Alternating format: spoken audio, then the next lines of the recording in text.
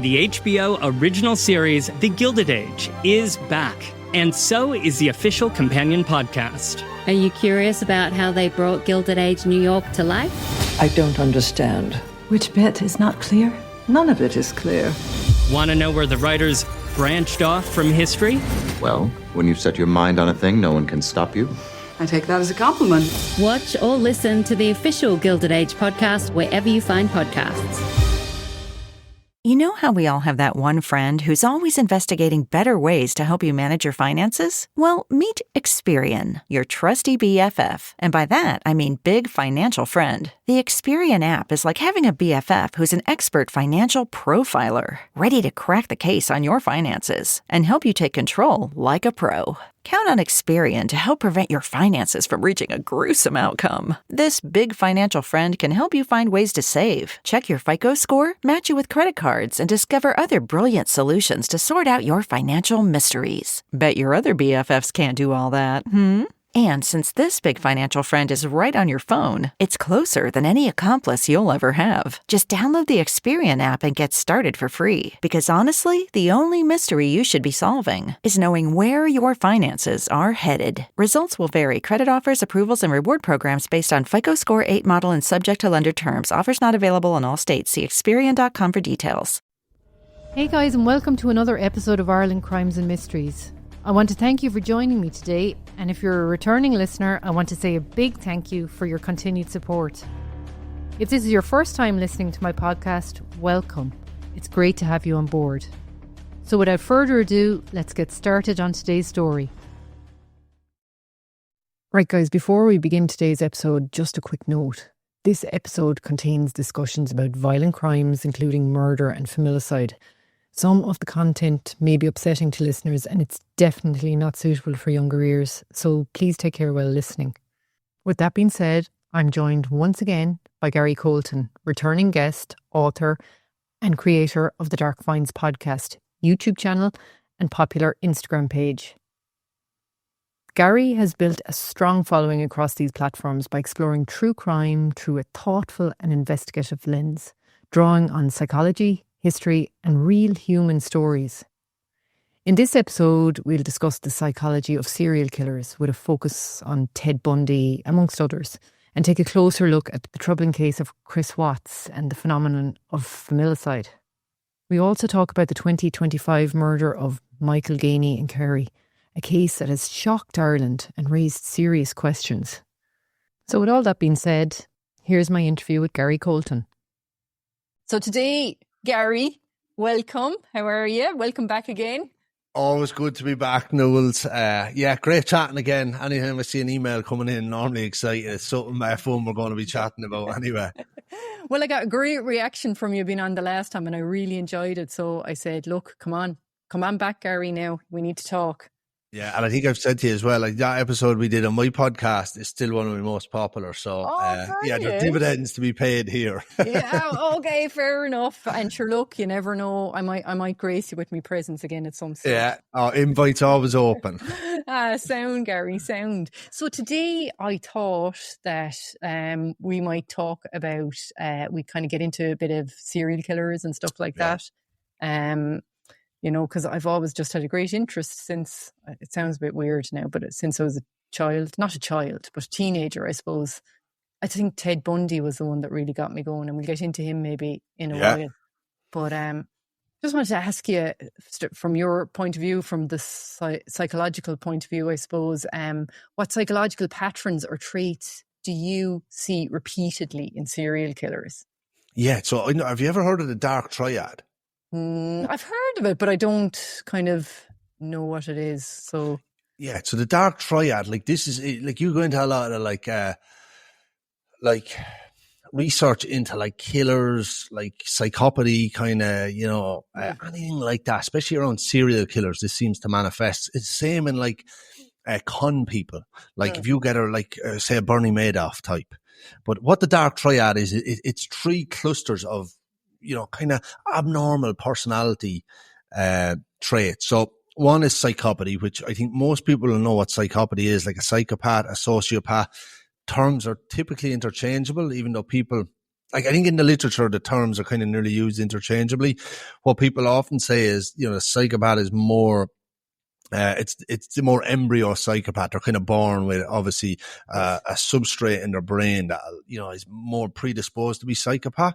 Where the sociopath is, people kind of say it's more environmentally charged. So yes, you can be born maybe with a gene, the MOA2 gene, and then it's almost activated then through like maybe a childhood abuse, you know, sexual abuse at a young age, you know, living in a crime infested area, poverty, like there's a number of factors. But that's number one. So that's part one of the dark triad.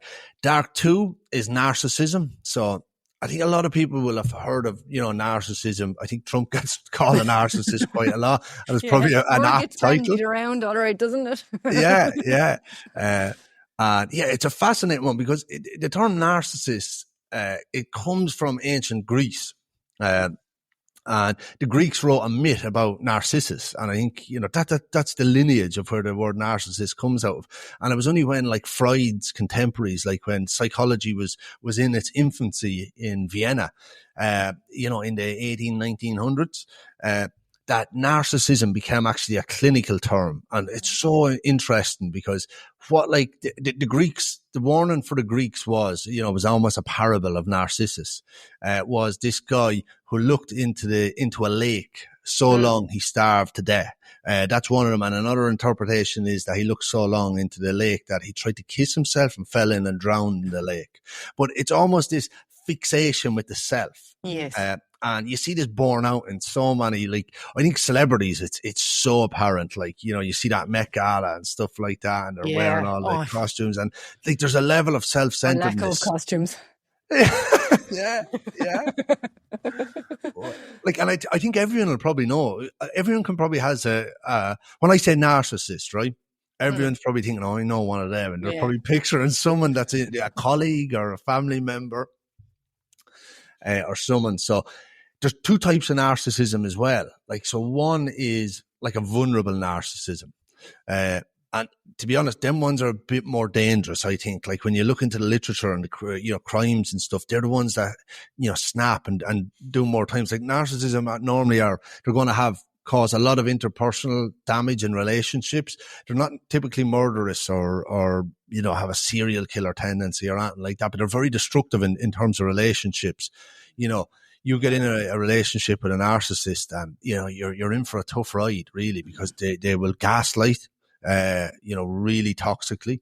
They're nearly incapable of blaming, but with the vulnerable narcissism, it's their self-esteem is so low inside that they wear this mask of exuberance and this kind of glebe personality, but it's masking over like this, you know, absolutely inferiority. Normally something happens in childhood. You see a lot in, like, if you have a narcissistic mother or father, you're way more likely to have these traits. So right. it's kind of almost a heritable trait. So that's the vulnerable narcissism. They attack anything that tries to, you know, insult them. Like Trump could be one, but I think he's the other type of narcissism, which is the one that actually believes. So there is no mask. They actually believe, you know, in their superhuman kind of abilities and powers. And them ones tend to be less destructive because, you know, even if they're challenged, it's like water off a duck's back. It doesn't matter. I am the best. I am the greatest. Like, sounds like Trump. It does. And sometimes, like, that trait will work really good if you're a heavyweight boxer or if you're an MMA fighter or something. You need that literally supreme optimism. But I think when it's in, you know, when you're a, you know, kind of mid-manager in some multinational company and you're going around like thinking you're, you know, the best in the world, that's where it becomes really pernicious. So that's the two types. So that's the other part of this dark triad. Right. And then the last one is probably the lesser known one, and it's called Machiavellianism. So Machiavelli, for anyone that doesn't know, was I actually can't remember the year now or anything like that, but he was like a nobleman in Italy. And he wrote this book called The Prince. Like, it's only a pamphlet book, I'd call it nearly. It's probably maybe less than 100 pages anyway. But he pretty much gives like a whole treatise on how to get power and how to maintain it. And it's just such a fascinating read. I really encourage anyone listening to just get that book. You could read it probably in, an evening or over 2 days. But if you've ever watched the show House of Cards, that does the best rendition I've ever seen anywhere of what Machiavellianism, with the character of Frank Underwood, was played by Kevin Spacey. Like, it's everything. Like, there's a scene in that show where, like, he's not a psycho. Like, it's not even that he's not a psychopath, but he kills someone in it. But it's just complete to protect his path to power. Like, there's no emotion there. It's like everything is disposable because everything is tethered to this goal of, manipulating and just getting ahead. It's like this almost a pathology of someone that's striving to get ahead, to get power and maintain power.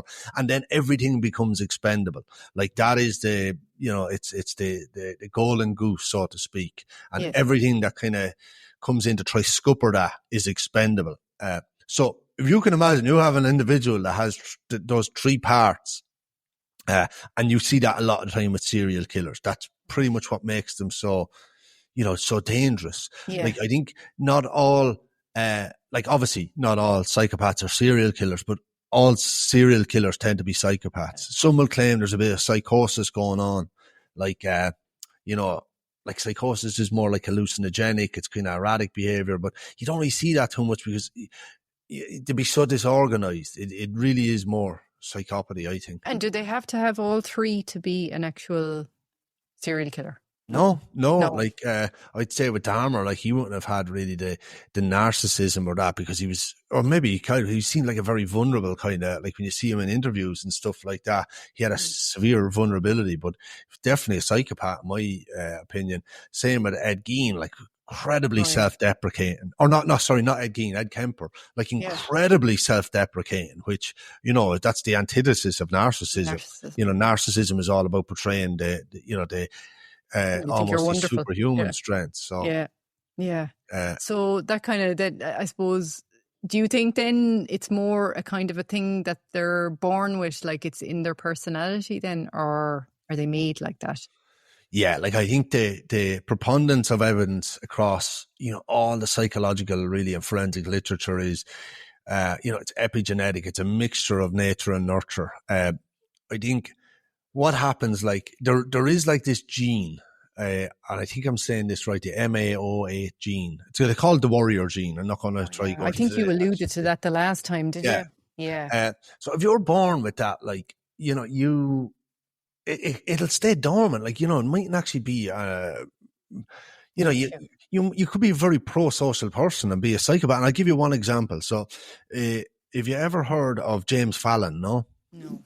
So he's like a researcher in America. So he wrote this book, I can't remember, there's something insanity, but pretty much he was a researcher scanning brains of, like, psychopaths and normal people, trying to figure out, he was a neuroscientist, like, was there a neurological basis for psychopathy? Could they identify a region that was particularly activated within psychopaths, or underactivated either? And what happened was, the last scan he was putting in, he was like, whoa, that's a psychopathic brain, 100%. This was what the evidence was showing. He realized it was his own brain scan. And he was a clinical psychopath based off the results. The results, but again, pro-social. And the really interesting fact, actually, is, so I reached out to him around 2 months ago, or maybe even a month ago, to see would he come on the podcast. And this was actually terribly sad. It was so weird, but his wife had got back, emailed me back saying he died. I didn't realize he died. No. Yeah. So she's going to come on the podcast, okay. and talk about, like, he seen me had wrote this other book that's, incredible, but it doesn't get much, like, because the other one was a bestseller, so this doesn't get as much media attention. But it was in Vietnam. He did a big study out there with all the kind of soldiers coming back and stuff, and looked at psychopathy and stuff. Yeah. So, yeah, excited to have her on. But so that was him. You can have very pro-social psychopaths. Your surgeon, there's probably a 1 in 4% chance he's going to be, or she's going to be, a psychopath. Your Lawyers, surgeon. Yeah, CEOs tend to be around 26% of CEOs. 20 to 26% of CEOs are more likely going to be psychopaths. And it makes a lot of sense. You need someone that's really calm under pressure, that can make very logical decisions. Mm. No, it does make sense in that sense of the word. Yeah. I had a psychopath on there around 2 months ago. You actually listen to, I'm not sure if you've heard the episode, but it was one of the most fascinating ones I did. So she was a liar, and she wrote a book, if you've ever heard of it. It's called Confessions of a Sociopath. I have heard of it. Emmy Thomas is her name. She's from the US. So she was anonymous for years, and she's a devout Mormon. Mm. And she was working in some Mormon university, but they let her go. I think they wouldn't hire her after it came out who she was. So I think she's kind of had a tough run of it. But this was the most, I've obviously, with all the social media, everything I'm write about and stuff like that, I'm constantly going into the psychopath, whether it's the mythology, whether it's into the literature, when it's into the fictional, but the actual chat to one that's really open and honest, was just fascinating. And I think the lasting impression I got was towards the end of the podcast, where she said she went to therapy. She's in therapy for years, but what the therapist did, and this is a very good therapist by the sounds of it, but the therapist made her imagine, when she's going, like me and you will be having a conversation here, to imagine that there's no one else exists in the world. Okay. Because what she was doing her whole entire life was trying to guess what Newells would like, trying to guess what Newells would like me to answer, try to guess, what way what language or what words would please you best, what way I should react, what way I should smile at you. And because they're constantly have an algorithm almost going through their head or trying to predict your preference. Yeah. And the only way she kind of got away from that was to imagine she's the only person in the world. How would I actually react? Because it puts it back to, into her own body. It's not, everything's not a game. It's not trying to manipulate. It's not like some sort of Faustian almost deal. And I just thought it was so fascinating to hear that very from, interesting. From someone that's diagnosed. Oh my God. Yeah, that sounds so interesting. Now, I don't think I've ever actually spoken or had a conversation with a psychopath. But as you said, by your percentages, there seems to be an awful lot of them out there. Yeah, well, general population, you're talking 1 in 100. So, every 100 people you walk by. No, but most live normal lives. I think what happens is the media sensationalizes, the likes of Bundy and other psychopaths. Obviously they just have a very cold world. They nearly don't experience emotions. They can experience cognitive kind of, like a kind of cognitive response. So just say, your a loved one has died. They'll understand that's a bad thing, but they won't get that they won't grief get all that distressed. a normal person would. Like we would. Yeah. Yeah, it is mad. So they're kind of, you remember your man that used to be in Star Trek years ago? Data, was it? Yeah. That's actually a really good character type. That's perfect. Yeah. So they literally, just. Yeah. But moving on anyway, I want to ask you, how would you distinguish then between the myth and the reality when it comes to what motivates a serial killer? Yeah, I think, okay, let me think here. What's so the myths, right? So there's a myth there that they all have abusive childhoods. Yeah. And that's a really prevalent myth. Look, for a lot of them, there is some sort of disruptive events that happen in them early years, especially that year, the really developmental, the golden window of 1 to 5, something disrupts there and it'll have a lasting impression. It'll bore out into adulthood anyway, typically. But a lot like Bundy, there was no physical or sexual abuse. He even says that he said in one of his interviews, I had a very normal childhood. Yeah. I think what did happen was, he found out that who he thought was his sister was actually his mother. His mother, that's right. And I think that was a huge catalyst for what he did, because there was a betrayal. But in terms of abuse, there wasn't. You look at Israel Keys. So that's a really interesting one, because he grew up in a very, very strict religious household, very enact household.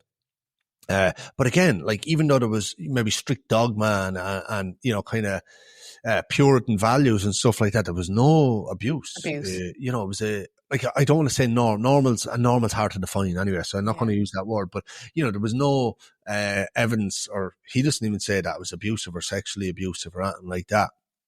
You look at Gacy as well.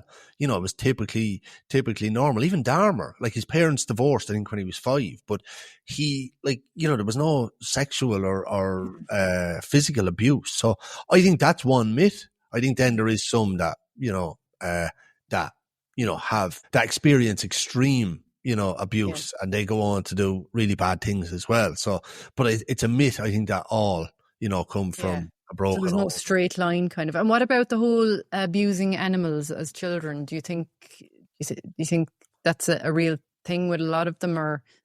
Yeah, and like I think with that one as well, like, because there's a few different ones. They say bedwetting is a huge precursor as well, but I don't like. I think there's a bit of myth in them, like, you know, if your child bedwets the bed, I don't think it's, you know, you have to be. I mean, that's nearly every child, in fairness. Yeah, you know, I think it's in the literature what it says is persistent, but with the animal killing, like if you really dig into the behavior, like, why are they doing that? What's the thing? And a lot of it is a power. Like, as an animal, like, you know, you get a little kitten, which is just horrific to think of.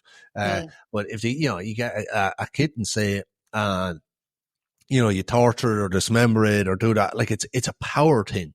And like, what ends up happening is they graduate from the small animal, because it's never a big animal. They're not going out chopping up a cow or anything. Like, it's normally a little helpless animal that they can assert their dominance and power over. So it's a power craving, but not all of them exhibit that either.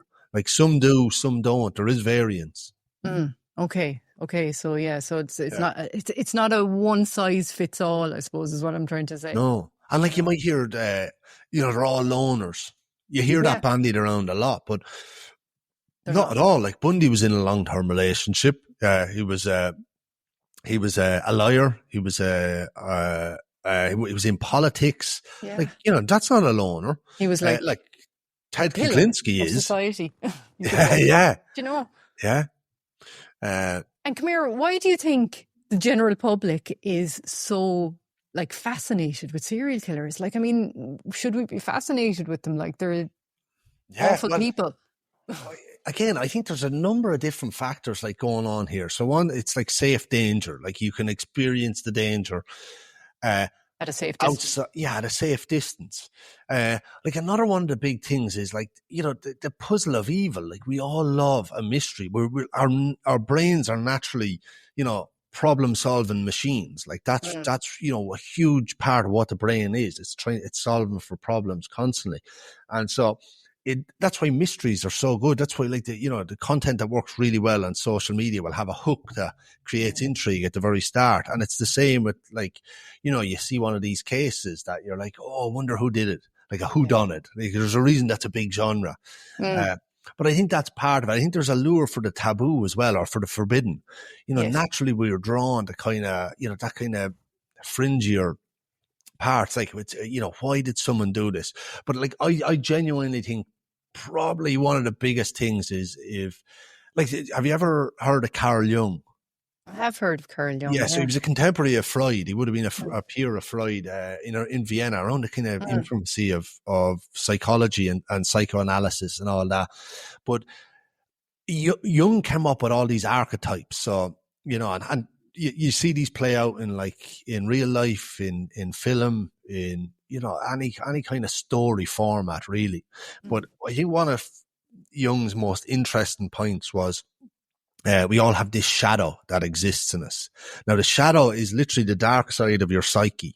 Right. You can imagine it like, you know, a bubbling, blistering, like, just swamp of rage and envy and you know, hunger for power and bitterness, scorn. Like, it's all this, like, kind of, you know, darker side of who we are. Now, the most interesting thing Jung wrote about this, so he believed that if our subconscious is less embodied by that. So, you know, if we hide that, the deeper we hide it, pretty much the darker and denser it becomes. So I think there's a lot of true crime where it's almost, there's a cathartic element, or there's almost a being able to see in these people like the darkness, or the you know, the lengths that humanity can go into that darkness. You know, they almost show us that shadow from a safe distance. And then there's just an entertainment value. Like, you know, we like to judge the killer. You know, it gives us a sense of, you know, moral maybe superiority. You know, we like to analyze them, gives us kind of this sort of distance from them, but a kind of a pseudo empathy. And then we kind of fear the killer. You know, some people will fear the killer. It'll probably give them, you know, an idea of what to watch out for. You know, these are the signals that I should be looking out for. This is what, you know, a bad person maybe looks like. And then you have people that do idolize them. You know, I see on on my Instagram, like when I put up, like, particularly that Richard Ramirez, the Night Stalker, like, you just have women like swooning in the comments for him. And I think he looks so creepy. He's got like the blackest eyes. Black, I mean the blackest of the black eyes. Like, it is demonic. There is a demonic, like, you know, feel to that guy. Like, and it's the eyes. Like, Aileen Moornas had them as well, like saucers, just lumps of coal for eyes. Yeah. What is that about? Like, that they have this blackness? I think, do you know what I think it is? Like, so I looked into this, and like, one of the theories on it, like, and again, I could be talking shit here, but like, one of the theories is that there's so much, like, with these serial killers, right? They are constantly like seeking dopamine. And you get this hugely with psychopaths as well. So to give a difference, like, so dopamine is the excitement. So dopamine, if you picture you're sitting in Las Vegas there, you're at one of the slot machines, right? The dopamine, you're getting a dopamine rush when you're pulling the handle down the one-arm bandit, and you're getting the serotonin rush when it hits. And the dopamine, every time you pull that down, because it's the excitement, it's the anticipation. And with a lot of these serial killers, they reckon their dopamine drives are ramped up way higher. And they're, like, it takes extreme risk and extreme excitement for them to, you know, feel any sort of thrill. And, you know, all that, like, huge influx and swamp of dopamine almost is like, creates this like wild-eyed look. Okay. Yeah, I often wondered that. I often wondered, like, I'm probably going to sound doolally now, but I often wondered, was it an actual, like, spiritual thing, as in that they were actually possessed by an evil, demonic something or other? Well, it could be as well. Yeah. You know? You know, because they take on that look. Yeah. And like, you'll see this when people are like really high on drugs, their eyes are really dilated, they're really black and stuff like that, because there's so much dopamine and chemicals rushing through their system. But like, it's like the serial killer, like, especially with someone like Aileen Moornas, with Richard Ramirez, who had, I mean, like, just, there were saucers. It was like, it was eerie. Yeah. And she was so narcissistic, you could say, in a sense that she wanted us all to believe she was misunderstood. Yeah, she was a really good game player. Really interesting. Like, sometimes she can kind of strike with terrifying candor, and then sometimes she kind of retreats back into a shell of victimhood and stuff like that. But you never knew which way you were going to get her on which day. Which alien you were going to be seeing. Yeah. But come here. I mean, speaking of all what's going on over there, what do you make of a lot of, I mean, Ireland has been in the news recently, you could say. Not for all the good reasons. Like, we've had terrible tragedies coming out of Kerry recently, for one. Yeah. Like, even to dive in there, like, no, and again, I don't know what you like, just think of this though, like, to hack someone to absolute pieces, like to mutilate them to mince meat with a chainsaw, takes a level of brutality, and like, it has to be psychopathy. Like, I don't know how someone could like stomach hacking someone to like tiny pieces with a chainsaw. It's unbelievable. And then did they kill them with the chainsaw? Like, you know, we'll never know unless there's a confession, because, you know, Michael Gainey was spread over 1,000 acres. Oh my God, it of doesn't field in little lumps, like. You know, like he was slurried onto a field over 1,000 acres. It's like the headline boggles my mind for Ireland. If I read that it was out in Texas Chainsaw Massacre or something like that, it'd be believable. But I think this like happened in a small kind of community. I've been to Kenmare. It's a small little town. Like. And beautiful. I mean, we think of Kerry. When you think of Kerry, you think of scenery and, you know, traditional music and a pint and all those kind of things. You do not think of something so psychotic happening in that beautiful part of the country. Like, it's so brutal. Like, that is a brutal ending. I'll just like an absolute brutal ending. And then it's like, why? Like, what more? Like, because the thing is, like, you just bury the person. Yeah. Like, you know, but honestly, like, do you know how much easier it would be to dig a hole? Crime, though. Did they think that nobody was going to find him, that he was going to be spread, as you said, across all those acreages and just never be found? Yeah, but like a decomposition dog will sniff that out, and like, because it spreads so easy. The writer really misguided, or else there was just a level of hatred that, like, because to brutalize someone like that, it's like when it comes to suicide, like, you know, the people that jump in front of trains and stuff, or like, you know, they must have like, the theory is anyway, there's so much self-hatred. They want to be brutalized in the worst way, which is so shockingly sad. Absolutely. You know, but it's the same, like, you know, you can glean a lot of information from the way their body was disposed of. Like, and you'll see this with a lot of serial killers. Some it was almost ritualistic, where they would have, like, you know, laid them. So, like, and some serial killers showed like incredible empathy then towards the, you know, after the act. It was almost a sacred thing. Like, you know, they would have dressed them up, cleaned their hair, you know, painted their nails, like weird kind of stuff. Yeah. But there was a level of empathy afterwards. But this was the complete opposite. Do you think it was a knee-jerk reaction after, say now, I mean, I'm speculating here when none of us know what actually happened, but say if he had killed him by hitting him over the head with something, do you think it was a knee-jerk reaction and a panic? Or was he, as you said, so enraged that this was all part of the process, like, you know, to totally annihilate him? Yeah, I think, because my thought beyond this is the level of gore and the stomach you need to do, like, dig a hole, you know, Kenmare's down near a river or near a sea and all that. You dump out, like, there's so much easier ways to probably dispose of a body rather than like this level of absolute brutalization, like, and as well, like, that would have taken, like, I can imagine it would have taken so long to, like, I think they've been caught, like. Yeah, but Newells, it was what was it? Was it true? He was putting bits through slats and like, I don't know who, like, if it was a he or a she that killed, but like, I'm presuming it's more of a he. But could like, be a few people putting it through slats in a slurry tank, was it? Yeah, and they're like seemingly only inches wide, if even, you know. So, what do you think on it? Like, you know, you cover a lot of, like, and you cover a lot of the Irish cases, like, you know, have you seen something this brutal? No. I have never in all my living life come across anything as brutal as this now, to be honest with you. Like, I mean, I've come across fairly brutal cases, but this is on a whole other level completely.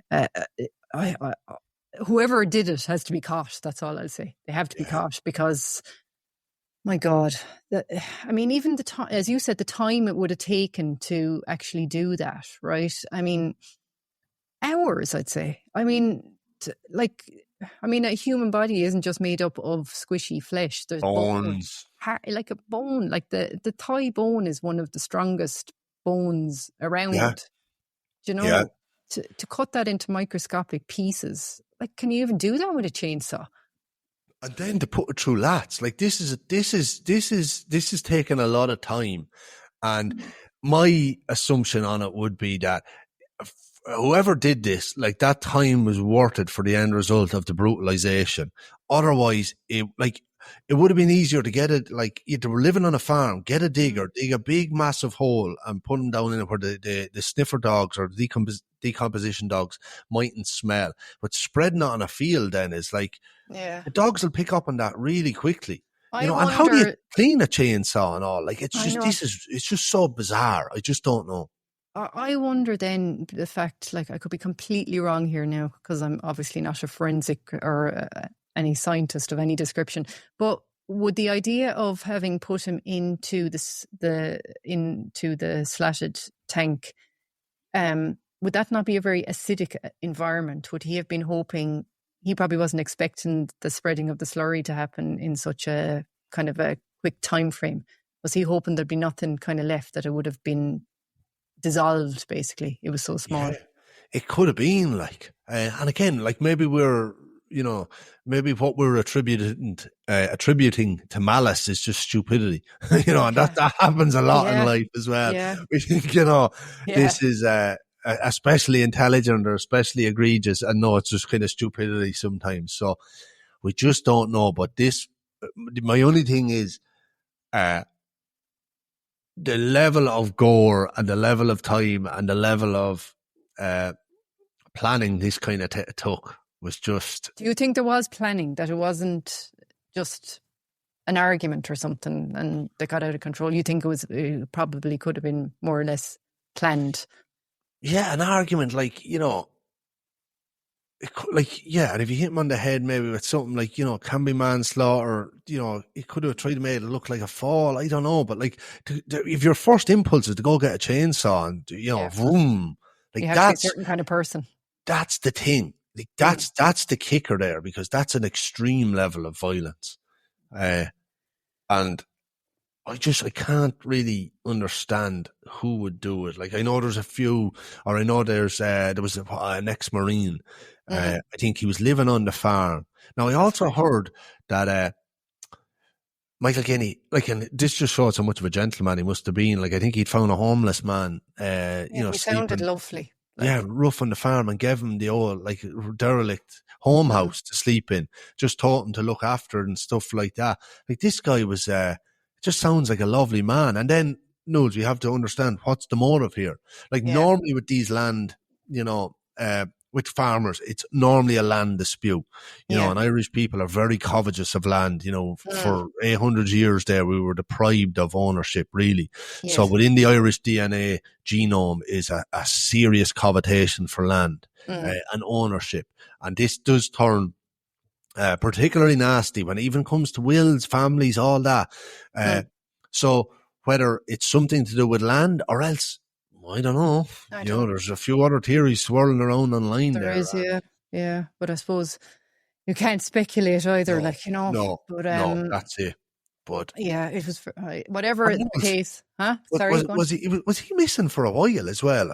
Like, he went missing for a good while. In the end of March, wasn't it? Or March, April, yeah. At the end of March, yes. So 2 months, I'd say, nearly. March, April. We're into May now. Yeah. Yeah. We're in the end of May, sure you could say. Yeah. Well, whatever the case, anyway, I mean, I just feel very sorry for all involved. It's a horrendous case, and I hope they get the justice that they deserve, that Michael does as well.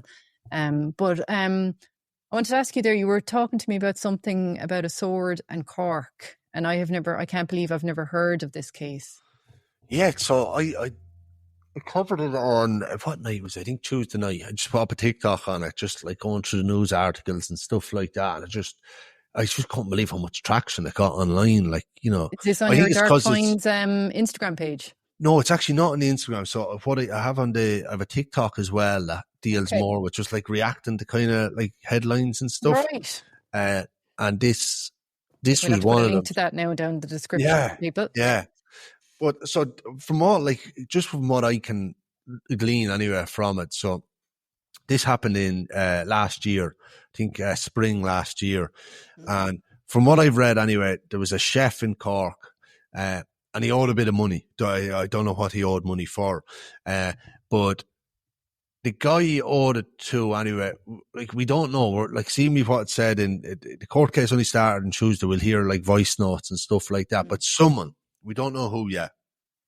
Like, obviously there's someone being tried for a Dylan scandal. And it's alleged by the prosecution that he met, this chef on the night in question, and they can see from CCTV camera, someone jumps out of the car and immediately slashes, the chef, and with a sword, drives off then. Yeah. drives off then, you know, it was a rented car. The chef bleeds out on the scene. Now, doesn't die, but paramedics come. Now, I just looked through a lot of the comments on my TikToks. There's so many of them and kind of different theories swelling around. So I don't really want to speculate, but like some people are saying, oh, it was the paramedics that killed him. I don't know. Like, you know, I don't know how paramedics... They were doing CPR and he was bleeding out, is it? Yeah, and it's like, no, I don't know. Like, and again, you just can't believe social media comments anyway. But like you know, he was slashed, and I think he was slashed in the leg from what I could see. But obviously you hit it. What's that? Probably hit an artery there. Like, so yeah, that would be quick enough. So, but like then... Here's the crazy thing. So, like, the car was dropped back then a day later. It was a rented Skoda Octavia, silver Skoda Octavia. It was dropped back the following day. And, like, and just, like, I was reading the article and I was like, but surely whoever dropped back the car is culpable or somewhat culpable. But we don't know. The case is ongoing, and we'll have to see. But it was a fairly, you know, egregious attack anyway. Kind of slipped under my radar as well. I think it was March last year. Definitely it's only coming to trial this week. I must definitely look more into that one. Another case that's kind of going on, well, was going on in the last few weeks. I just wanted to get your opinion on his mentality is Richard Satchwell. What do you make of him and the Tina Satchwell case? Which is this now again? That's the guy in Youghal. Do you remember that had his wife buried under the staircase, basically, I think it was, in his sitting room for the last... She's been missing for 6 years. Fucking hell. And because I'm not actually too familiar with this. This is only going on in the headlines. Yeah, the case is going on at the minute, yeah. So give me the lowdown here. So basically, so he said that she left the house this day and never returned, basically. And that they'd had an argument or something. That was the original story. Now I'm kind of totally skimming over the details, but she was missing then for 6 years, but he went on a media frenzy. Like there was kind of shades of Joe O'Reilly of him, you know, and in that anybody that would come to interview him, he was there front and center, with his bleeding heart, like, you know, that he was missing his wife and, you know, all that palaver. But the heel of the hunt anyway, it turns out he had her buried under the staircase in his house, in the house in Youghal, and the body, her skeletal remains were found last year. And now he's claiming in court that she came at him with a chisel or something, and he basically was pushing her back with, I think, was it the cord of her dressing gown or something, and that she went limp. Maria. Yeah, Maria, that's the correct word there. Yeah. That is the apt word. That's wild. Jesus, weird to bury her bury her in the house. Like, that's and he said he used to talk to her like normal every evening, and, you know, talk to the concrete, I'm presuming. Are you serious? Yeah. And that'd then, be definitely worth looking into now. Yeah. And it's them, like, it's the ones then that kind of spin up for the media. That's so, you know, kind of... But it was so obvious from the start. Well, I thought it was anyway. And I think a lot of people that have been contacting me thought it was so obvious that it was him from the start. You know, I mean, obviously he hasn't been found guilty yet, we have to say. Yeah. But in my opinion, from the way he was going on, it just... Yeah. And come here, tell me, is... like, at what age were the couple? Like, are these elderly or young? Oh God, no. She was only, I'd say, was she even 40? She was in her 40s, I'd say. They were young, like, relatively young. I'd consider her in your 40s young nowadays. You know, like, no. And and everybody had nothing but nice things to say about her. They said she was lovely, and she had 2 dogs, and most people said, he even said that it was highly unusual that she left her dogs because they were like they had no children, so they were her children. You know. Yeah. So, because very rarely people just disappear, like, you know, like, it's very rare, like, someone will just up and gone. And, like, I think in today's, like, modern world, like, I just don't think you can get away. Like, there's where do you hide? Like, where would you go? Like, that you're not, like, you know, someone's not really going to recognize. You'd be using your bank accounts anyway, for starters. You know, I mean, CCTV at ferries and airports and all that kind of stuff. Like, you know, I mean, your phone, sure, you can be tracked everywhere in the world, but if you have your phone on your person, everywhere, and even know where you are. Yeah, even I think in London now, I've seen in the UK where they have, like, cameras like across like some of the main like districts. I think there's in Covent Garden and stuff like that, where they have these like massive cameras and they're actively scanning facial recognition for people walking by. They've AI cameras now, and I was reading about them only recently, and they can actually scan the person's face, and I think they can even scan their build and all that kind of stuff. And iris, because I think that's like a fingerprint, your actual eye. So even if they have them shiesty masks, which is like, we call them nearly a balaclava, but they can even, so they can get your iris, your retina and all that, which is like a fingerprint, which is wild. Yeah, they use them a lot in America now. I was only reading about them last week on, say, like the greenways and the blueways that we have here. So, like, because they're quite, I suppose you might feel a bit isolated on them if you're walking on your own or what have you. And they use them in places like that now over in America, which I think is great. Yeah. Yeah. There'd be no harm, something like that here in this country. Yeah. Something anyway, like because you just don't know what's, like, I think I put up a YouTube video the other day and I covered, I'll just give you some of the cases that I covered. Yeah. So one was the Michael Gainey, like, and I think what caught me on this is he went in to buy phone credit. I know. And, just a normal thing like we'd all do. Yeah. Seconds away from probably disaster, went back to the farm, like he would have had no idea that what was going to be looking for him back there. Another one was this Indian couple. They're out in India. I just got married, right? Yeah. And so 5 days later, anyway, after the wedding, he was 26, she was 22. A lovely package arrives, wedding present and all that. So they excitedly, anyway, hurry over to open it. The wife, Rima, was her name. So she pulls the string, and next minute, bomb. It was a bomb disguised as a wedding gift. Oh, no. So she survived somehow. Now she had burns, burst eardrums, all that. Yeah. The husband, he died, and his 85-year-old aunt was there as well, great aunt, and she died. Oh my God! So this was in 2018, right? Yeah. So they were like, the cops had nothing to go on. Like these couple, were a lovely couple. Was there anything background there, any motive at all? I was instantly thinking, because I was reacting in real time, just going through the article, because the trial was just on. So I didn't know the case. And I was like, this has to be now a love rival, scorned lover. Yeah. There's an ex here or something. It has to be around, after the wedding, right? So then as the case goes on, so on the bomb, it was sent by this postal service that doesn't scan, what the contents are in. So I was able to travel 650 kilometers, and on it was like Sharma, was sent from Sharma in Raipur. It's like a region or a town, maybe a city in India.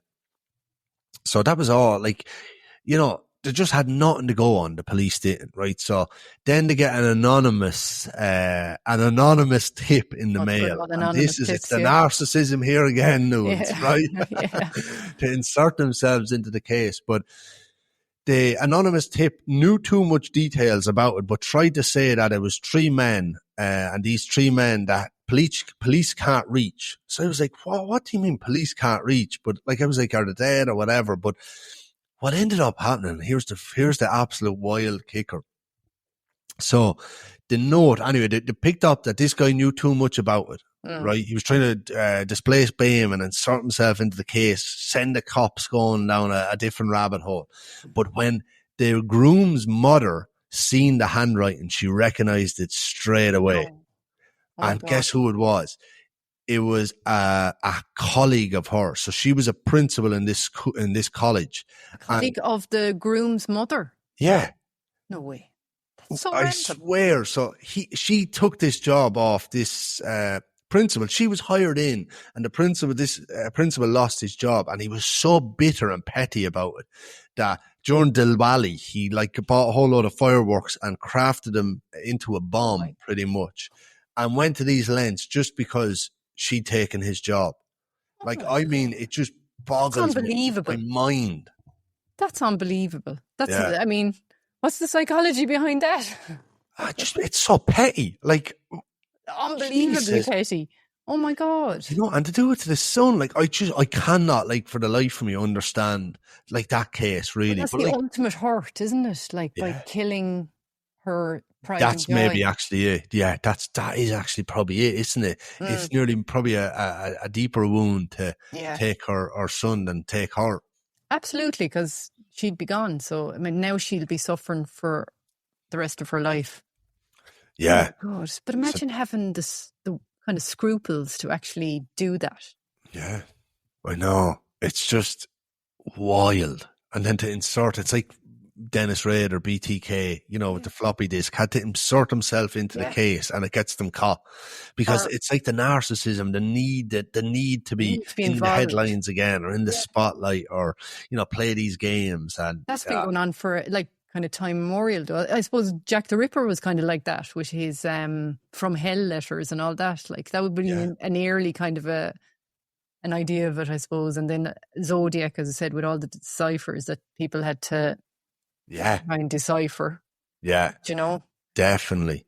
But what was I going to say to you? Oh, yeah. One of the things I wanted to ask you while I had you on, because I did a couple of podcasts on familicide recently. I did one on Patreon and one on my actual episodes. And I just wanted to ask your opinion on what you think about, like, what comes to mind with me from an American point of view is the Watts case. Yeah.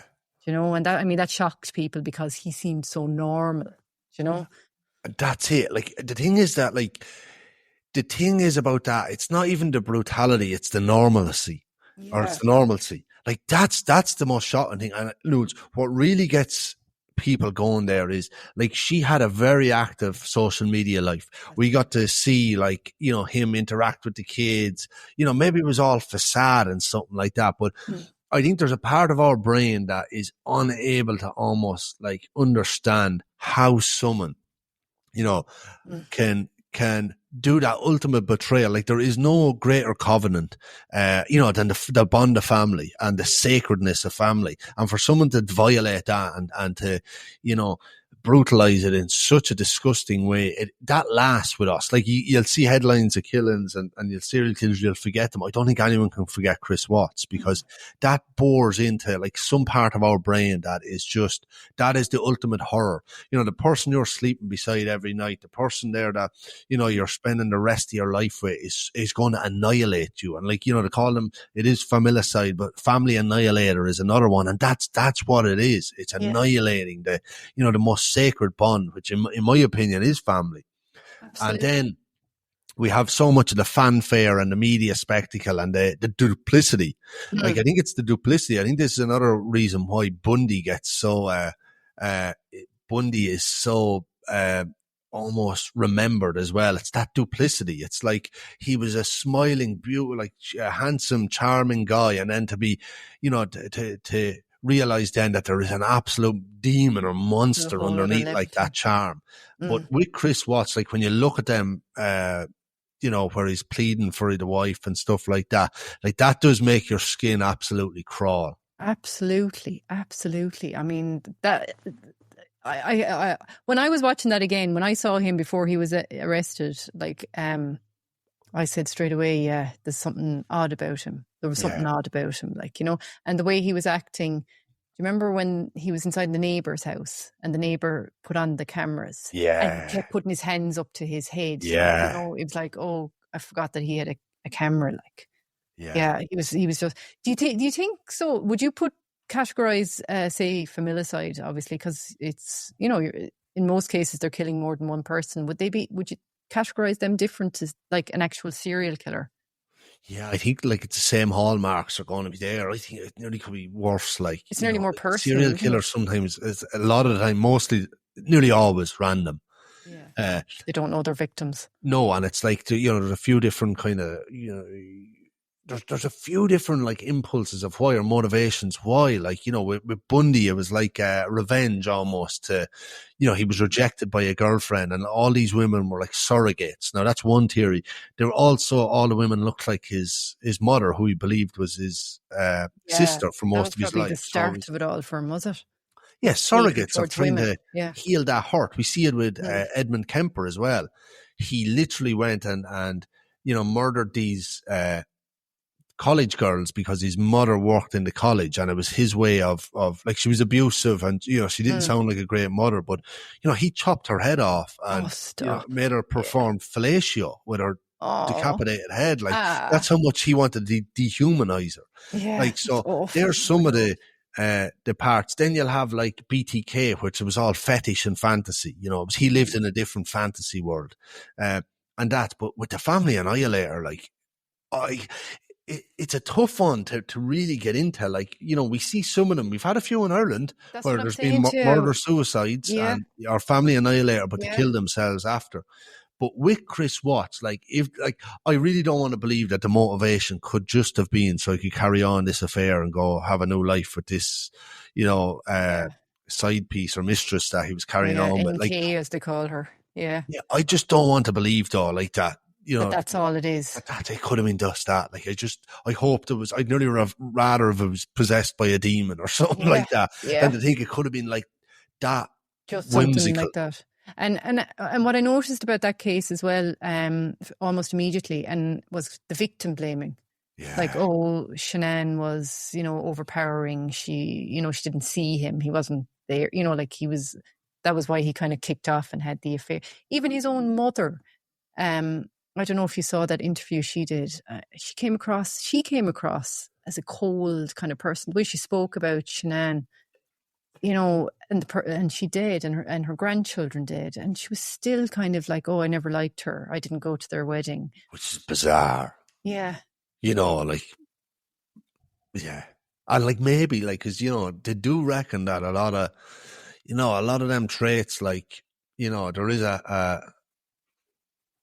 they can be inherited pretty much. There's a heritability, like with psychopathy, definitely. You were saying that, what did you call it? The warrior gene. Yeah. And then as well, I think even the other thing, even if it's not heritable, like in terms of, passed on the genes, I think even just the environmental, like if you have a very cold, like a cold mother tends to really damage males.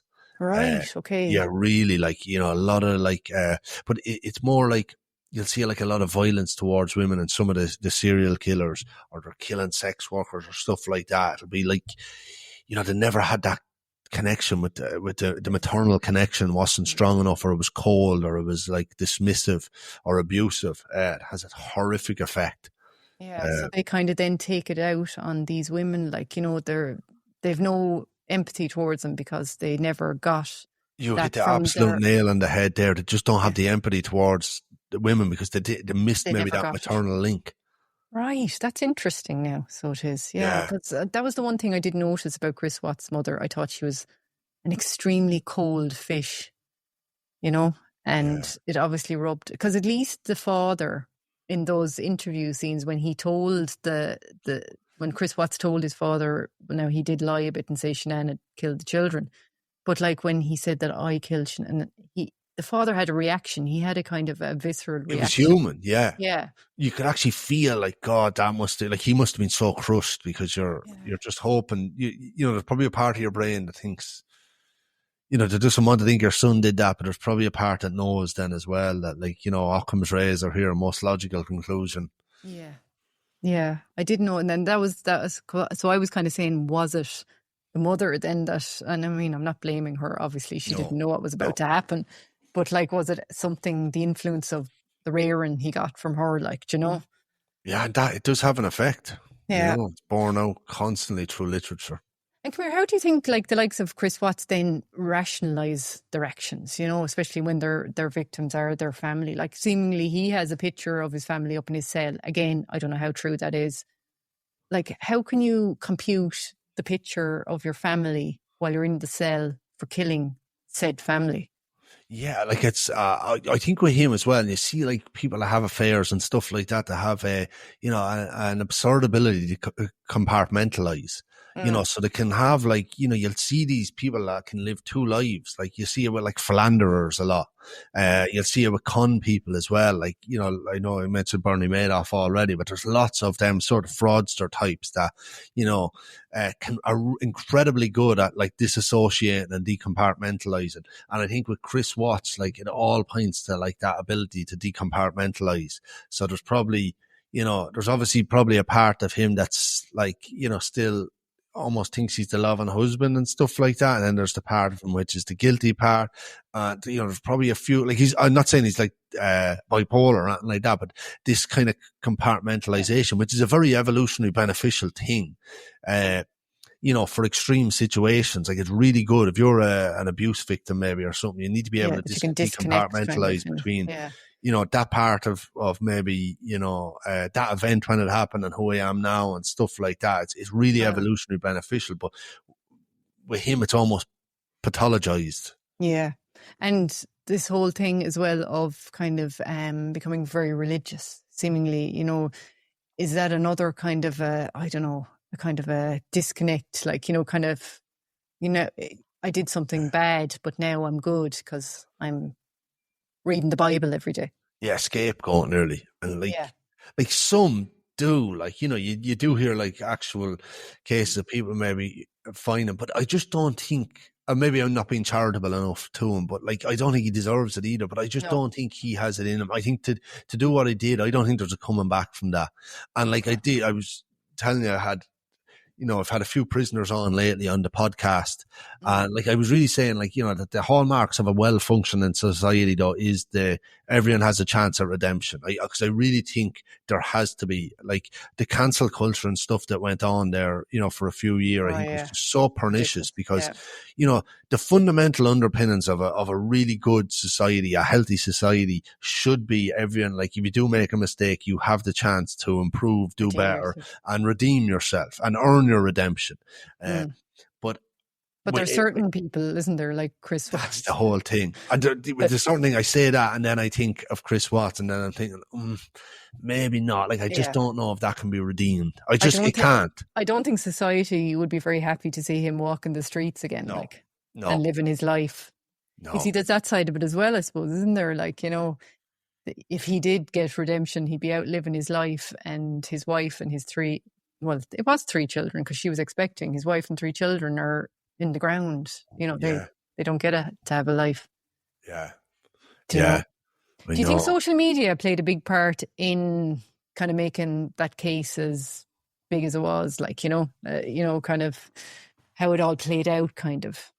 Yeah, well, like, if you look at like what social media does, like, social media is like, the algorithm is like, it's built pretty much to amplify novelty and stuff that's kind of different. Like, if you look, next time you open Instagram and look at your feed, like, the first videos you're going to see are going to have some sort of novelty or surprise element. It's going to catch you off guard. Maybe it's, you know, depending if you're looking at a lot of dog and cats tricks, maybe it's cat doing something really weird or unorthodox. If you're like my feed, it's probably all going to be serial killers and stuff like that. It's going to be maybe an atypical interview or that. But, you know, so when a case like this that is so abnormal, that is so beyond, you know, the realms of what most people think possible, you know, the algorithm, and it's going to rage bait people, because I think any human being looking at that and I put up a video of him there recently in one of them interviews, and it's kind of almost rage bait because, like, people are just so compelled to write it's disgusting and all that. So social media is going to amplify all that, but it's only amplifying it because it is so extreme. Yeah, like the Gabby Petito case, that kind of went off the charts as well in America. Did you? Yeah. I think maybe it was that the fact that she was, I suppose, this pretty girl and she'd just started her own social media kind of thing. Yeah. And the fact, I suppose, then that he went missing. Yeah, I know, which is, you don't see that. Of the police, like, you know. Yeah. Oh, almighty. Gary, I could keep talking to you for the next 24 hours. I know. And I haven't even covered half the questions I wanted to cover. I know, but that's it. We'll always run it back anyway. Because there's just so many cases. Some of the ones I've been covering there recently are just a while. I'm really on kind of like surface level. I'm not going into the in-depth stuff you do, and it's just on the YouTube. But like, just some absolutely, you know, that body snatcher one in Russia. I don't know if you know that. Oh. Like, this wasn't a killer. Well, it was more depraved nearly. So he literally exhumed the bodies of 29 children and mummified them. Dead children, or? Yeah. Like, he didn't kill them, but like, he still went, exhumed them, mummified them, and had them in his room as dolls sitting up on shelves. And, like, I mean, like, this is a level of depravity that is really hard to fathom. Yeah. But yeah, he was denied bail. He was trying to get out Thank God in for small Russia. mercies, Oh, as they say. Jesus. Oh my Yeah. God. Yeah, But, I mean, you could, like, people say to me, are you going to run out of, things to say in Ireland, like podcasts to do about Ireland? And I said, unfortunately, no. God. Yeah. You know, Yeah. unfortunately, no. There's just, there's so much out there, like, but, Yeah. and so much happening even this week with Fiona Pender and everything. Here's hoping there that Yeah. something Like, positive what was comes that? out Is of that it. deathbed confession, do you think? Or like, where's that? Because that's a confession. If it's such a specific location, randomly out of the blue, where is that coming from? Like, Yeah, they it said they has to got be a tip off. significant information, wasn't that Yeah. what they said? So, like, there must have been. And then in the next bit, I read that it was a follow-up because it's been upgraded. It's a follow-up search that, like, I think they can use more resources now that it's been upgraded. So there's kind of conflicting reports about it, like, but they're not going to tell us, I suppose, and rightly so, until they have something concrete to. Yeah. That's the thing. I'd seen a few of the comments on the video I put up was, that wife of the key suspect, she came forward in Canada. She did, yeah. But I think that was that happened a while ago. That's a long, long time ago, yeah. That's a while this ago, has to be something new. It's, something different. But fingers crossed for that poor family. Now, I know her mother died in 2017. That's right. Lord have mercy on her. Just died, without any closure. But I know her brother John is still flying the flag. So hopefully he gets it anyway. Please God, we'll keep the finger on the pulse anyway, as they say. And yeah. But anyway, in the meantime, Gary, always a pleasure. I love having you on the podcast, and you'll definitely be back. Definitely be back. And again, there's always something to talk about. So we'll always that's have what I'm saying. I could keep going for hours with you, but we'll hold some more in reserve for the next time, as they say. Yeah. And thanks a million for having me on, Louis. Always enjoy chatting to you. So appreciate the invite. No bother at all. And I'll put links to all of Gary's, his socials, and all what he's up to. All the links will be in the description. Perfect. Thanks a million. Sound, Gary. Thanks a lot. Cheers. Okay. So, guys, I hope you found today's interview with Gary as interesting as I did. And as I said, I will leave all the links to his various social media sites and his YouTube channel and all that down in the description, and where you can go and buy his book if you'd like to do that, because I can tell you, great books. So, I hope you enjoyed listening to Gary, and he'll definitely be back. So, right, take care. So, guys, that's it for today's episode of the Ireland Crimes and Mysteries podcast. Again, thanks for your listenership, and don't forget to subscribe to the show and hit that auto download so you never miss an episode. Until the next time, keep your eyes open and your mind curious. This podcast has been compiled from information gathered in the public sphere, like news articles, documentaries, and open source material that can be found on the web. Everything in this podcast is alleged unless a conviction has taken place.